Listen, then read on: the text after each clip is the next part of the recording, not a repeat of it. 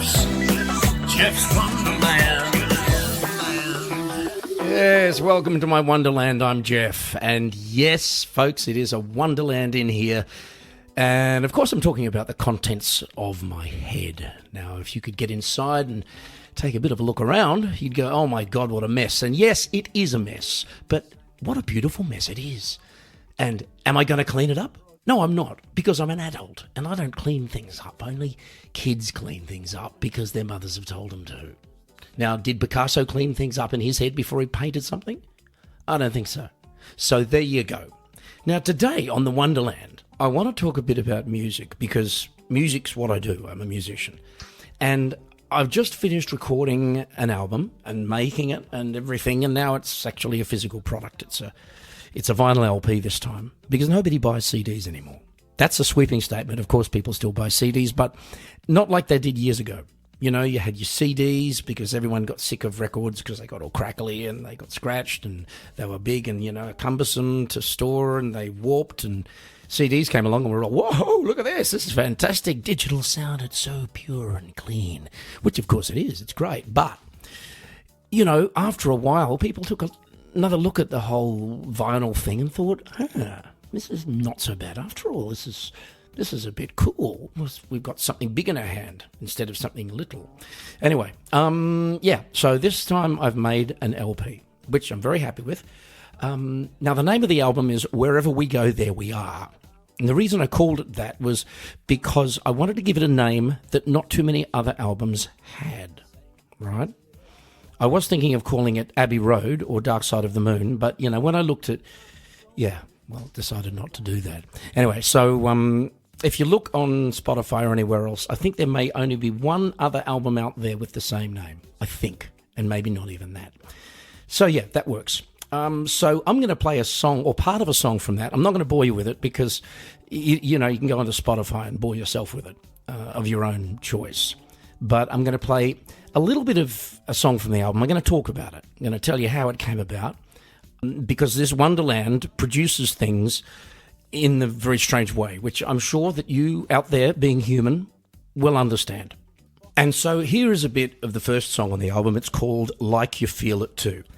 Take a listen, and then I'm going to have a bit of a chat.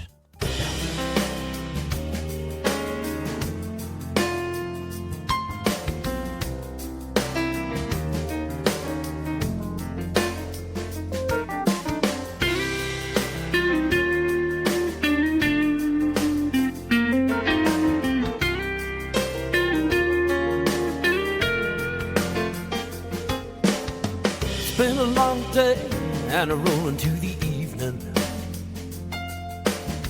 Another week away and I worked hard. Okay, stop it. Oh, yes, poor me, I worked hard. Oh, whinge. You've only got the best job in the world, and all you can do is write a song and whinge about it. Okay, so let's move on and see what the next bit has to offer. I can feel you in the silence of the solitude. Please tell me, baby, you'll just give me a clue if you feel it too. Okay, stop. So now you begin to see what the song's about. It's about communication, you know. Are you thinking about me while I'm thinking about you? And that is something we do, right? That's something that we all would like, you know. If we feel something for another person, we want to know that they're feeling the same thing for us. We want that, I don't know, there's a word for it called... wasn't supposed to do that. But... So, okay, going to move into the second verse now. Here we go. Made my way through the street cafes and the party town. That's pretty descriptive. Yep. I'm selling my soul, but I choose not to let that get me down. What do you want, a medal or a chest to pin it on, Healy? And I do what I do, and that's nothing new. But if I know you, whether you like it or not, will you feel it too? Oh, I'm feeling like you feel it too. Yes, I'm feeling like you feel it too. I'm feeling like you feel it too. Yes, and there's like your chorus. And, and so on and so on and so on. So that's the guts of that song. Pretty much that song's about being on the road and missing the people back home. Pretty simple. something I think we can all relate to. Now, speaking of relating to things, I've got something I want to share with you, and it's got nothing to do with music. We're going to slide into a part of the show which I'm going to be calling Theory Time. Yo, you can't know what you can't know. I'm gonna tell you what I think I know. And I know what I know. This is what I know. Theory time. And welcome to Theory Time. Now, I've had two things on my mind lately. Only two, because at my age I can't handle any more than that. One is the concept of a waste of time, all right? And the other one is the phenomenon of complaining. Now, here's the thing, folks. It'd be really easy for us just to say that complaining is a waste of time. Smugly believing that we're just, potentially / theoretically solving half the world's problems in one fell swoop. Nice try. But no, that's where we've got it wrong. The reality is that there are very few things that are a genuine waste of time. Now, doing something that needs to be done is obviously not a waste of time. And you might have heard the saying, time spent doing what you love is never wasted. I mean, that's a cliche, but I happen to agree with it. Beyond that, nothing we ever set out to do can be declared a waste of time until we've finished doing it. Because up until that point, we can't possibly know whether it's a waste of time or not. So one genuine waste of time is to worry about whether or not something is going to be a waste of time. And it doesn't matter what someone else thinks. Certified waste of time status can only be given by the person who is potentially wasting it. A third party declaring that another person is wasting their time is simply not in a position to do so, and is therefore wasting their time. So that's two. And that brings me to the business of complaining, which, by the way, is never a waste of time. Now, we think of complaining as a form of unhappiness and an expression of dissatisfaction. Well, ladies and gents, I am here to tell you that this is simply not the case. You see, humans as a species, don't you love that word? Species, need to complain, like to complain, have to complain, want to complain. One of the best examples of this is the guy who complains that his wife is always complaining. He doesn't do it because he's unhappy. In fact, he would be really unhappy if he couldn't do it, because he needs to do it, and so does she. So, does she have things to complain about? Definitely. Does he have things to complain about? Obviously. So this is actually, in a sense, a perfect arrangement. Now, can you begin to imagine what life would be like if we had nothing to complain about? If everything was good? What a complete and utter bore that would be. You see, complaining is like breathing out while the rest of our lives is breathing in. You can't have one without the other, or you will suffocate and you will die. I think it's safe to say that nobody has ever died of happiness, but I think a lot of people have died from boredom. And a surefire recipe for that is not having anything to complain about. I believe we're always looking for something wrong in our lives, a problem to solve. Whenever you solve a problem in your life, your brain immediately and automatically starts sneaking around behind your back looking for another one. So that's the third example of a genuine waste of time, looking for perfect happiness, because it doesn't exist, it couldn't exist, we don't want it to exist, and if it did exist, believe me, we would be complaining about that too. Okay, so we're now moving to another part of the show, and this part of the show is Geoff's Thought of the Day. I was thinking about something, I think it was the thought of the day. I think it was the thought of the day. Welcome to Thought of the Day. Now, today's Thought of the Day is something I thought about when I was coming back from the gym, and it's this. If you are a man, then you can, in a manly voice, whilst breathing out, say something like, "Yes, my love, of course I will take the garbage out now." But if you try to say that whilst breathing in, you sound very strange. You will sound like this. "Yes, of course I will take the garbage out." Right? Try it. Now, prove me wrong, but I think it is a universal truth that a man cannot sound manly if he tries to say something whilst breathing in. I think it was the thought of the day. And that's it for the first episode of Geoff's Wonderland. We'll be back next week with another episode, though. So I'll see you again real soon, right here in the Wonderland. Gotta get back to Geoff's Wonderland. Gotta come back to the Wonderland. Geoff's Wonderland. Oh, Wonderland.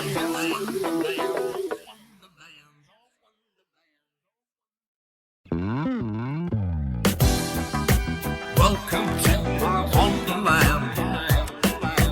Welcome to Geoff's Wonderland. And welcome to the Wonderland. My name is Geoff, and it's great to have you here again. This is the second episode. I can't believe that the first episode is already done, gone, dead, buried, although you can play it back if you want to, obviously. And we're already on to episode 2, How Time Flies. It feels like I only did the first episode yesterday. It's nuts. Anyway, if you're new to Geoff's Wonderland, let me fill you in just a little bit. My name's Geoff Healy. I'm a musician, comedian, recording artist. It sounds very grand, doesn't it? I am a recording artist. Yeah, that just basically means that I've made a bunch of albums, and I've made a new album. And it's called Wherever We Go, There We Are. And on each show, I like to, if you like, showcase one of the songs. Now, I don't play the whole thing because you can do that on Spotify. So I just play part of it. I talk about it a bit, explain it, any relevant information that I feel I have, I will give you. Now, today's song is a song called Same As It Ever Was, and I've just noticed that it's been playing in the background, but it's now very, very conveniently faded out, which is lovely. So this song, like most of the songs on the album, came out of nowhere. Inspiration's a really, really weird thing, and because I live in the Black Forest area of Germany, there's some really lovely foresty areas to go walking in. And I do that as many days as I can because, a bit of fresh air, a bit of exercise, always good. And I get ideas when I'm out there. So this song was no exception. Without further ado, folks, I'm going to play some of the song and then I'm going to talk about it.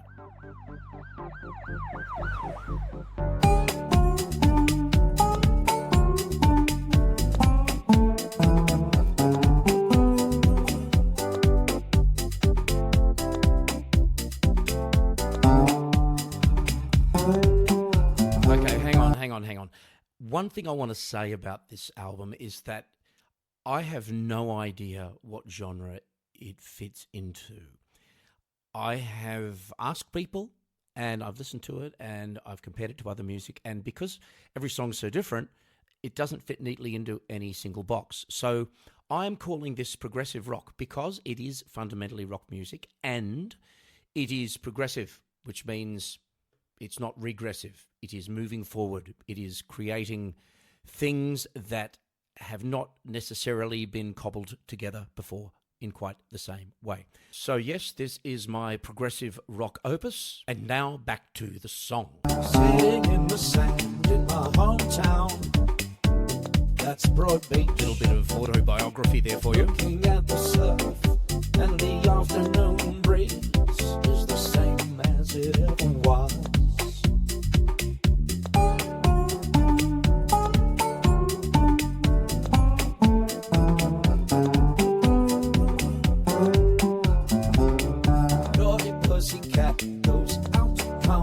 Okay, I have to stop it there and just explain something. We have 2 cats at home who are constantly coming in, going out, coming in, going out. We don't have a cat door, so you've got to get up and let them in, let them out, let them in, let them out every 5 minutes, and it drives me bloody mad, all right? So that's me talking about that in the song. Settles down in the best seat. She looks around, she sees it's the same as it ever was. Take a walk up the hill, listen to the trees, breathe the morning air which is still there, and you'll notice it's the same as it ever was. It's the same as it ever was. Yeah, it is the same as it ever was. So that's another song from my new album, and it's pretty much written about the way things don't change quite as much as we think they're going to when we're faced with a moment of crisis. Things tend to still be recognizable, and it's a good positive song. I like good positive things. Okay, moving right along. Now, we're about to come into a very special part of the program. And those of you who tuned in last week will know exactly what that part of the program is going to be. But before I introduce that, I'd like to say that this is probably my favourite part of the show because I come up with ideas and theories on a regular basis. Okay? And I feel the need to share those theories with you for your assessment and consideration. And so now, folks, it's theory time. Yo, you can't know what you can't know. I'm gonna tell you what I think I know. And I know what I know. This is what I know. Theory time. Okay, it's theory time, and my theory for today is this. Lying down is good for you, but not for the reasons that you think, possibly. I want to start this theory off by saying that I do not like having my photo taken, folks, because instinctively I always make a stupid face every time someone tries to take a nice picture. And I've done this ever since I was a kid. I don't know why, but I can't help myself. And it drives people mad. Now, perhaps deep down, this is an internal reaction to the knowledge that I'm an idiot, and my face kind of feels obliged to reflect that. But these days, making a stupid face is probably my subconscious effort to create a diversion from how old I actually look. Because as we get older, things get worse. Gravity is working against us in all the wrong ways, and there's not really that much we can do about it, right? So the main reason, by the way, that older people don't use Snapchat is that as soon as you open the app, you're automatically looking at yourself. And it's likely that what's looking back at you in that moment seems very unattractive indeed. Well, after much painstaking independent research, I'm happy to announce to everyone out there over the age of 40 that there are a couple of things you can actually do about this. 1, delete Snapchat. 2, do not open your front-facing camera on your phone unless you are lying flat on your back, because just that one simple strategy will take years off, because gravity shifts all the loose skin, flabby bits or whatever to the back, and you end up looking at least 10 years younger than you really are. Now, this is, of course, an excellent reason to spend as much of your time as possible lying down. Because, folks, this is the only time that the forces of nature are going to be helping you to look good. So, as we all shuffle reluctantly towards old age, remember, take a lie down as often as possible, because it's not about being tired, it's about looking your absolute best. This is what I know. Theory time. Yes, that was theory time for another week. Now, you might remember we have another segment in the show called Thought of the Day.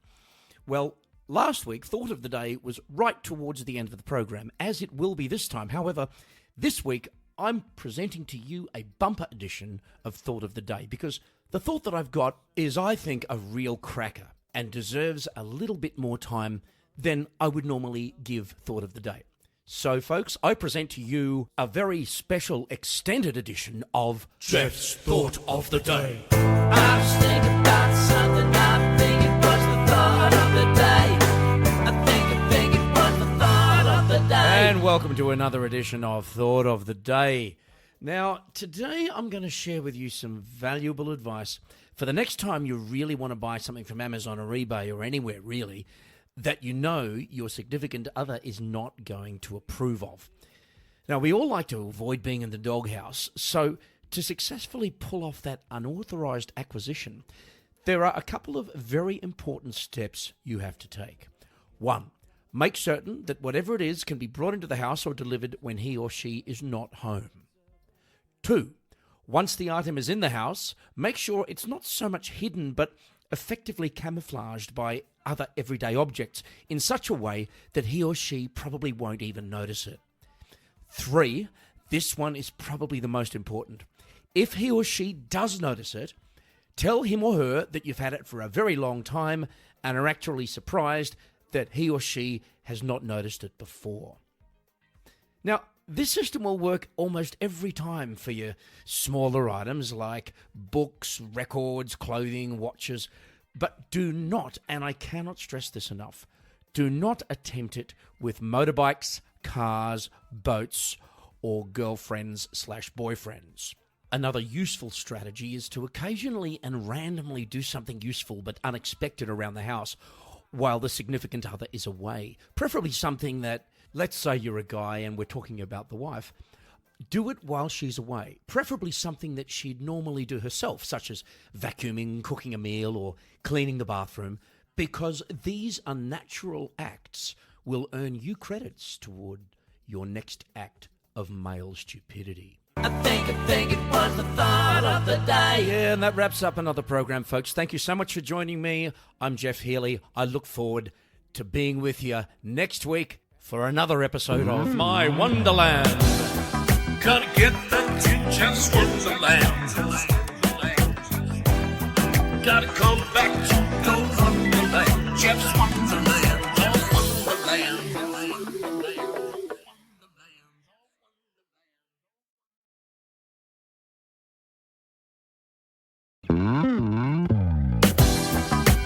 Welcome to my Wonderland. Welcome to Geoff's Wonderland. Yes, welcome to episode 3 of Geoff's Wonderland.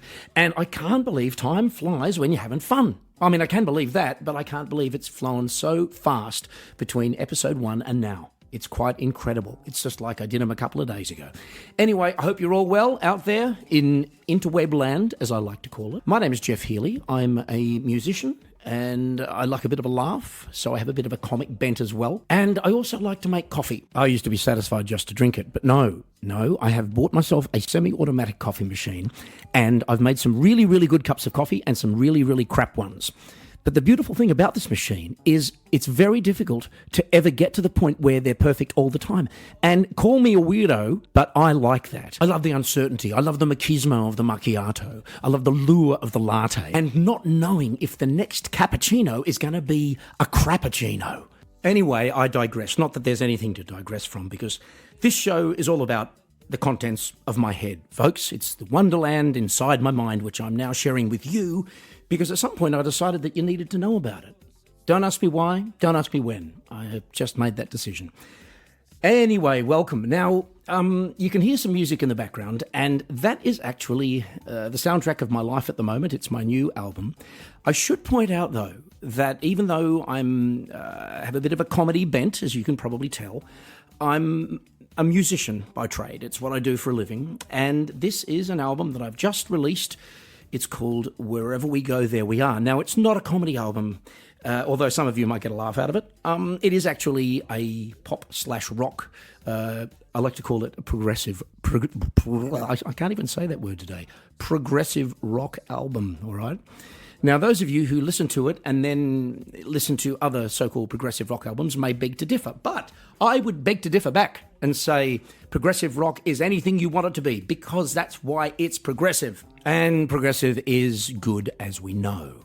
All right, moving right along, we're going to move straight into a bit of music analysis. We're going to take a track off my new album, and I'm going to tell you about it, whether you like it or not.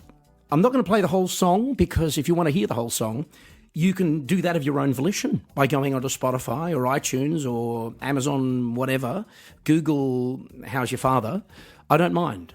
Wherever you want to hear it, you can hear it. Now, the song we're going to listen to today is a song called Taste It All.